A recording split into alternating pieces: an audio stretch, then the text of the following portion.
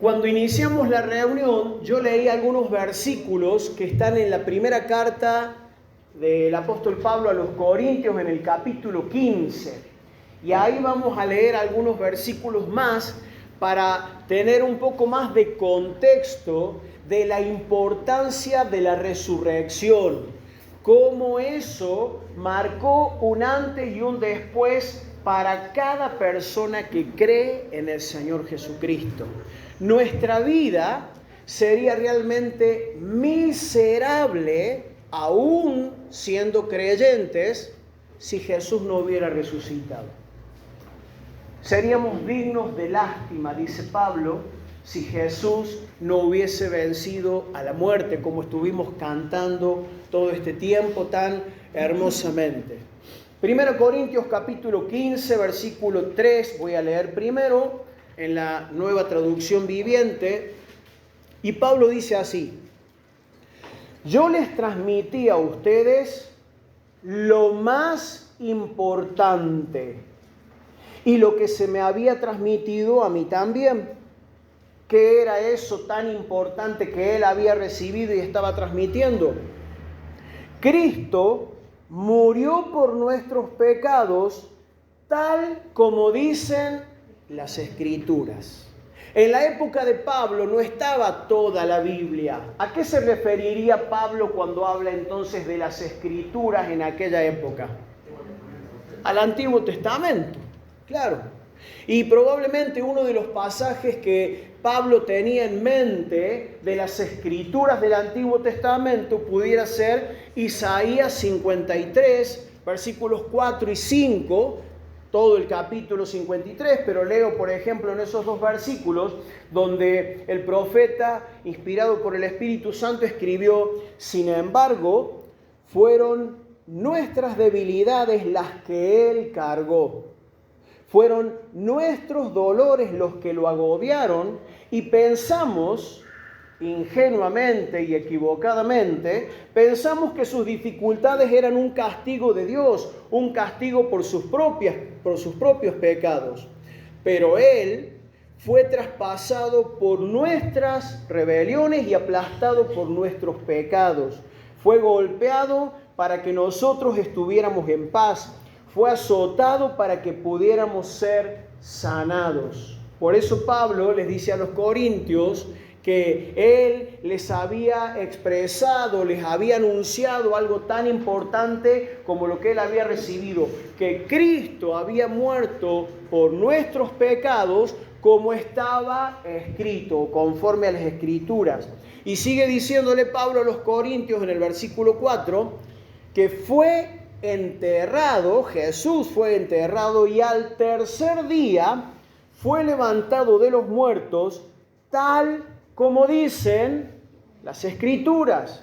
Y ahí Pablo seguramente tenía otro texto, el del profeta Oseas, que en el capítulo 6, en el versículo 2, en su libro, dice así: nos dará vida después de 2 días. En el tercer día nos resucitará y viviremos delante de Él.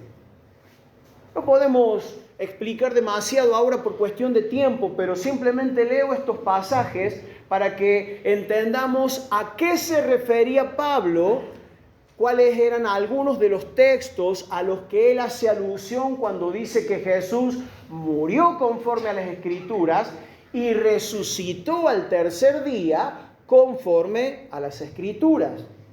Ahora, ¿por qué Pablo tiene que volver a hablar sobre esto y a insistir de que era una enseñanza tan importante, la de la muerte y la resurrección del Señor Jesús? Bueno, justamente porque, como yo decía al principio, cuando iniciamos la reunión, había en la iglesia de Corinto gente supuestamente creyente que estaba diciendo que no había resurrección de muertos, que era una idea equivocada, que no iba a haber tal cosa. Fíjense, 1 Corintios 15, versículo 12, Pablo sigue diciendo así: pero díganme lo siguiente.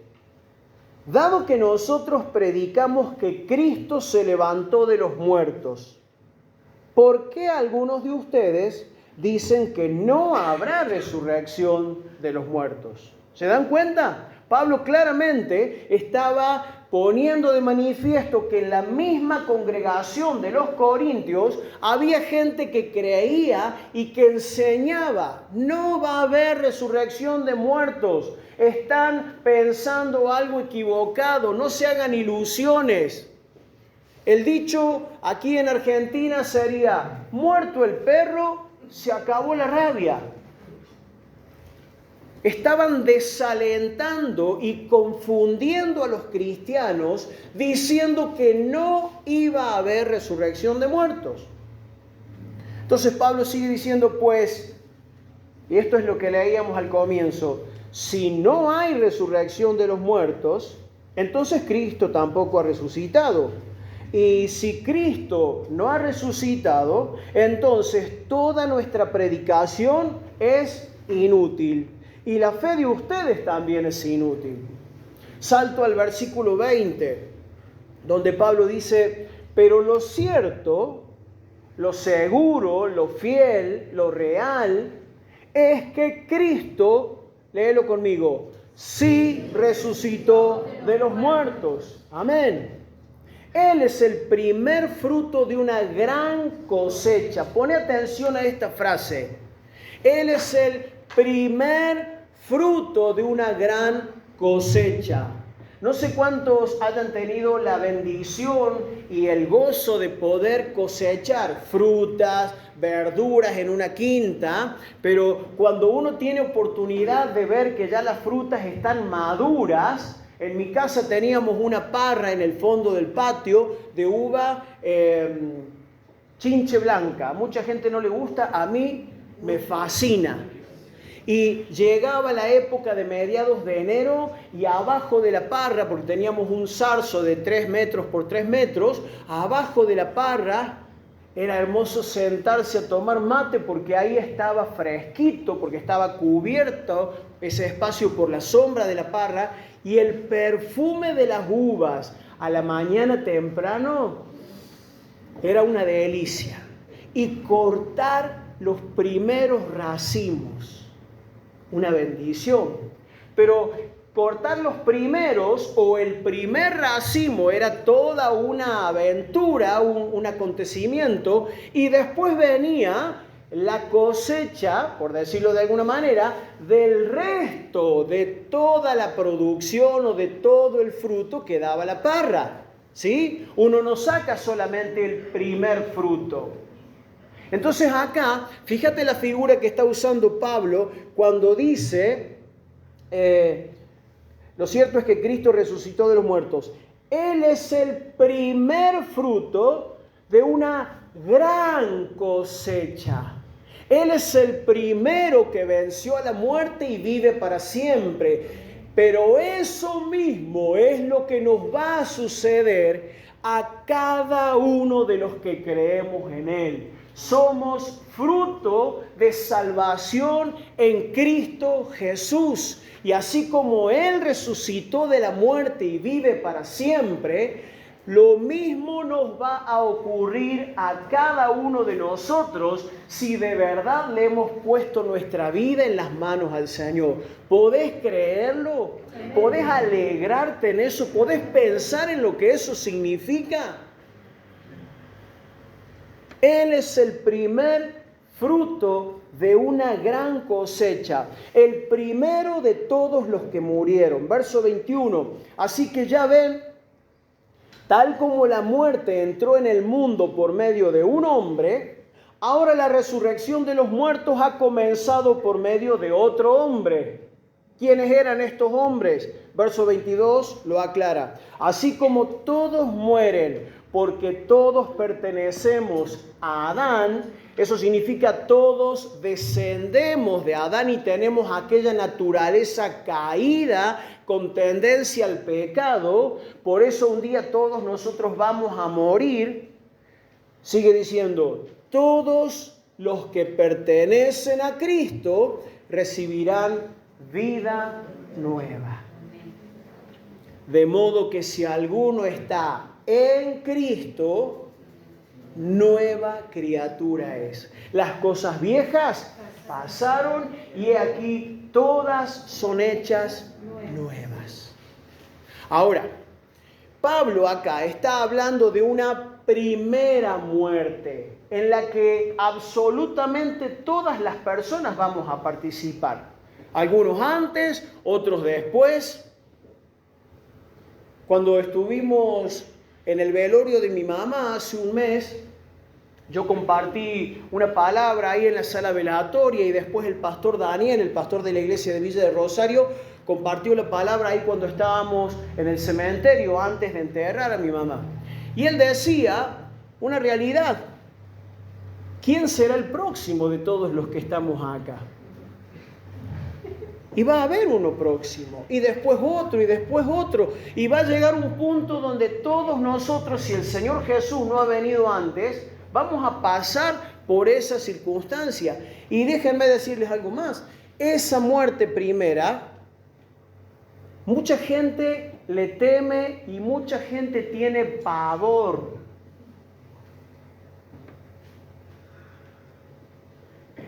El Señor ha venido para darnos esperanza de que ni la vida, ni la muerte, ni principados, ni potestades, ni lo presente, ni lo porvenir, ni lo alto, ni lo bajo, ni principados, ni potestades podrán separarnos del amor de Dios que es en Cristo Jesús, Señor nuestro. Por lo cual, debiéramos, si somos cristianos, si creemos en la obra de Cristo, debiéramos no tenerle miedo a la muerte. Y si alguno le teme a la muerte, pues por favor, pregunte, hable, busque, estamos dispuestos. Una cosa es la tristeza que produce la separación. Y es así, Jesús mismo la experimentó cuando lloró frente a la tumba ¿de quién?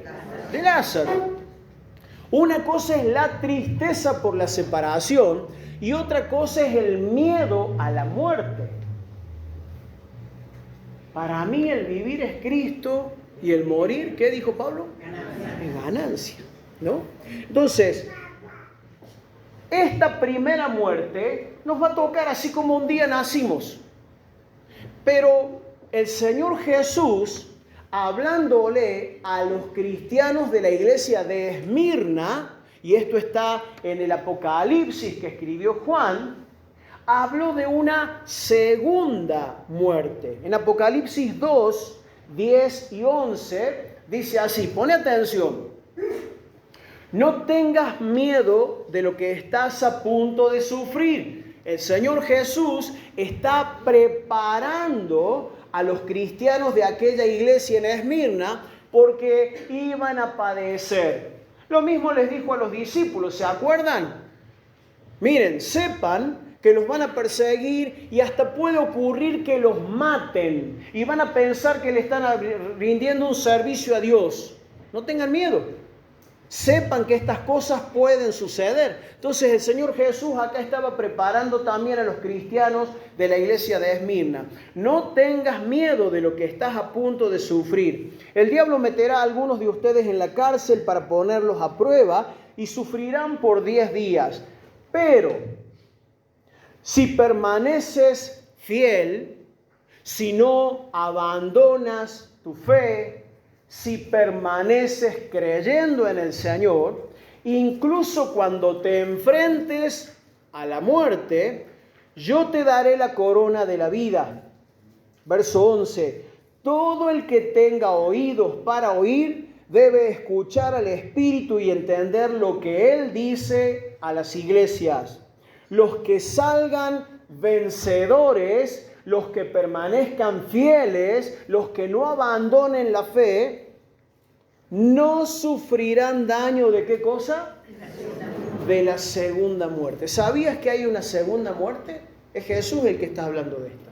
Y a esa sí debiéramos tenerle mucha precaución.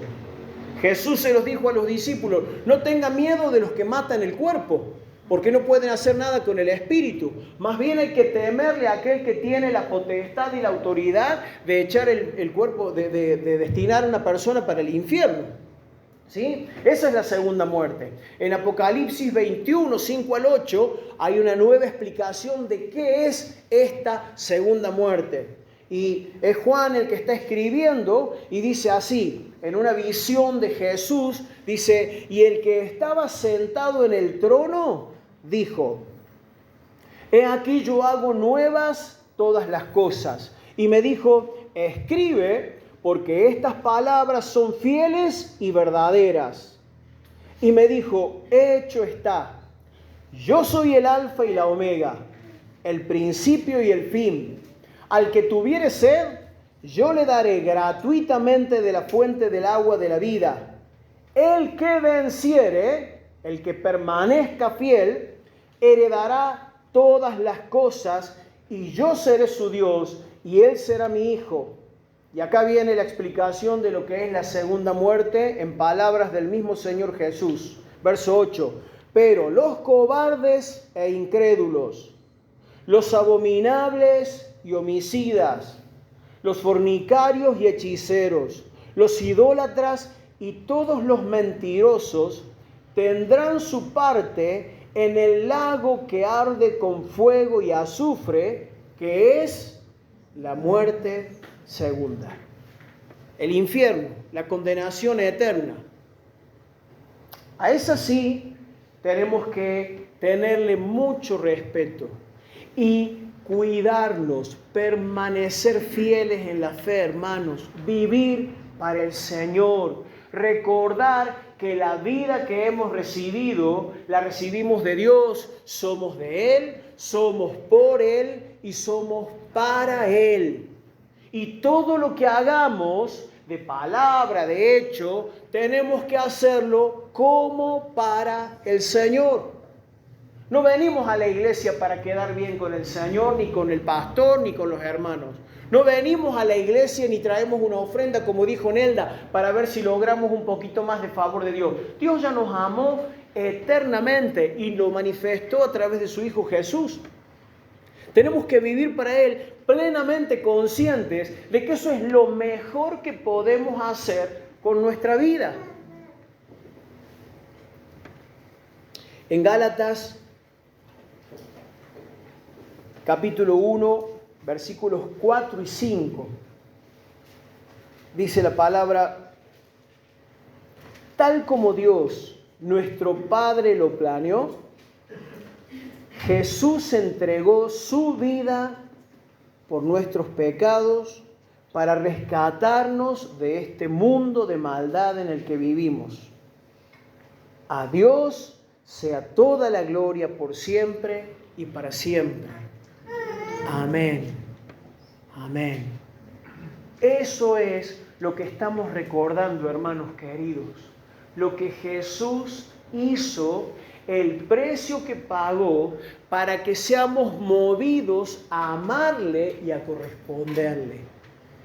No sirve que nosotros hagamos cosas para Dios por miedo. Dios no amenaza a nadie.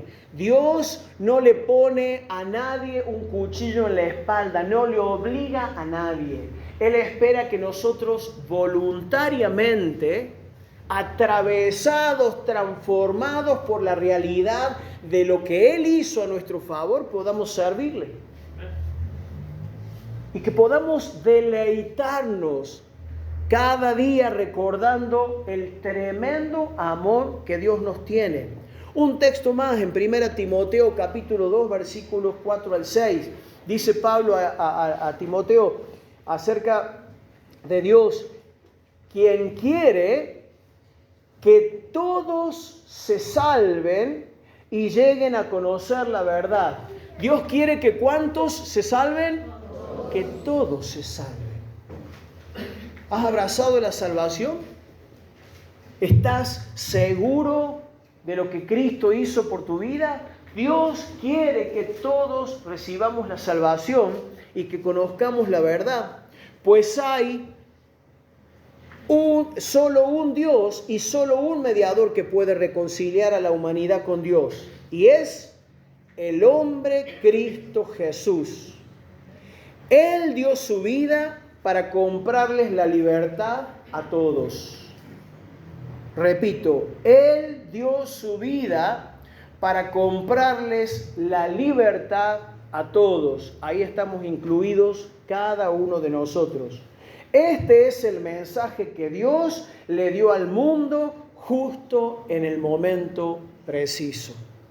Y hermanos, quiero cerrar leyéndoles una parábola que no está en la Biblia, pero que creo que tiene una inspiración preciosa del Señor y que nos ayuda a entender ese precio que Jesús pagó por cada uno de nosotros. Te invito a que prestes mucha atención. La parábola se llama El Trapero y no es uno que cantaba trap. Era uno que vendía trapos. El trapero. Trapos, cambio telas nuevas por trapos viejos. Recojo y me llevo sus trapos viejos que ya no sirven y le dejo a cambio telas nuevas. Una y otra vez gritaba su ofrecimiento, o mejor dicho, su tan extraño ofrecimiento, que fue lo que me hizo seguirle asombrado. ¡Qué raro! Me dije, se ve capaz, se ve inteligente. ¿Es que no podrá encontrar un trabajo mejor que ser trapero? Lo seguí, arrastrado por la curiosidad. Pronto el trapero vio una mujer sentada en la vereda que lloraba en un sucio pañuelo, derramando sobre él el moco y las lágrimas. Su corazón parecía destrozado. El trapero detuvo su carretón, calladamente se acercó a la mujer y en medio de latas vacías y juguetes rotos le dijo: «Dame tu trapo, yo te daré otra tela». Y mientras ella levantaba sus ojos, le quitó delicadamente el pañuelo y le puso en su mano una tela nueva de lino tan limpia que brillaba. Ella se quedó mirando su nueva tela. Entonces, mientras el trapero comenzaba a empujar de nuevo su carretón, hizo algo extraño. Se puso el pañuelo manchado en la cara y comenzó a llorar. Y espero no llorar yo. Con tanto sentimiento como lo había hecho ella. Al mirar a la mujer, vi que ella ya no lloraba. Y como un niño incapaz de alejarse de un misterio, seguía el trapero que al sollozar seguía gritando: «Trapos, trapos, cambio telas nuevas por trapos viejos». Cuando el cielo ya se veía gris, el trapero se encontró con una niña que con su cabeza envuelta en vendas miraba con ojos en el vacío. Sus vendas empapadas en sangre dejaban correr por sus mejillas un hilo rojo. Aquel trapero miró a la niña con ternura y sacando una hermosa gorra amarilla del carretón le dijo: «Dame tus trapos y yo te daré uno de los míos». Mientras él soltaba cuidadosamente sus vendas, todo lo que pudo hacer la niña fue observarle atarlas en su propia cabeza.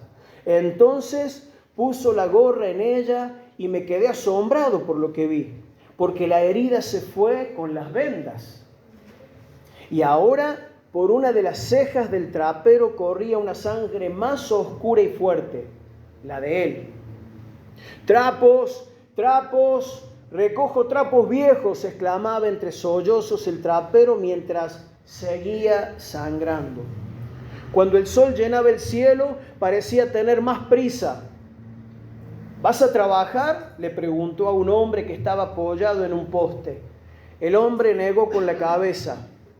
«¿Tienes trabajo?», insistió. Con una sonrisa cínica, el hombre se apartó del poste poniendo en evidencia la manga derecha de su saco viejo y apolillado.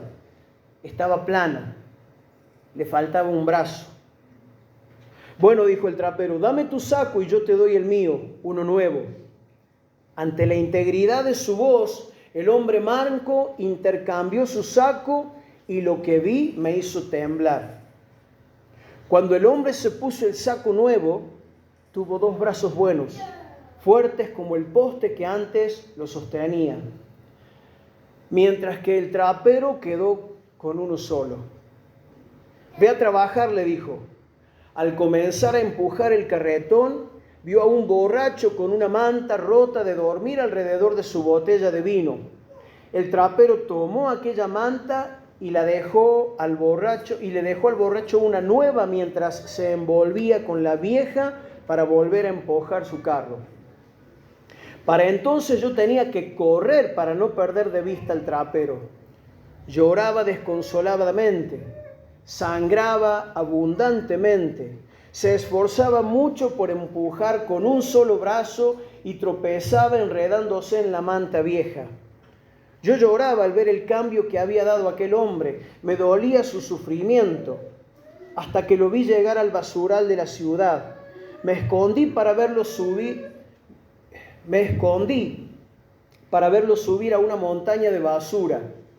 Suspiró profundamente y se tiró al suelo. Acomodó sus vendas, el pañuelo junto a su rostro, el saco bajo su cabeza, su cuerpo bajo la manta y murió.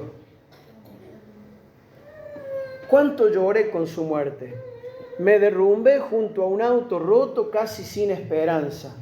Me di cuenta del afecto que nació en mi corazón por aquel trapero y mientras repasaba el rostro de gozo de la gente con sus ropas nuevas, me quedé dormido. Casi 2 días dormí, viernes a la noche y todo el sábado. El domingo por la mañana, una luz radiante y pura me despertó. Abrí mis ojos mientras los refregaba asombrado y presencié el último y más grande de los prodigios. El trapero de pie doblaba la manta y al agacharse vio una cicatriz en su frente. Ahora estaba sano, más sano que antes. No había señales de angustia, ni dolor, ni vejez, y todos los trapos que había recogido ahora brillaban limpios. Incliné la cabeza y temblando por todo lo que había visto, me acerqué yo también al trapero. Entonces me quité la ropa allí mismo y le dije con un fuerte tono de anhelo en mi voz, por favor, cambia mis ropas y vísteme con las tuyas. Y él me vistió, me puso ropa nueva y a su lado me siento radiante. El trapero, mi trapero, el Cristo, mi Cristo. Bendito sea nuestro Señor.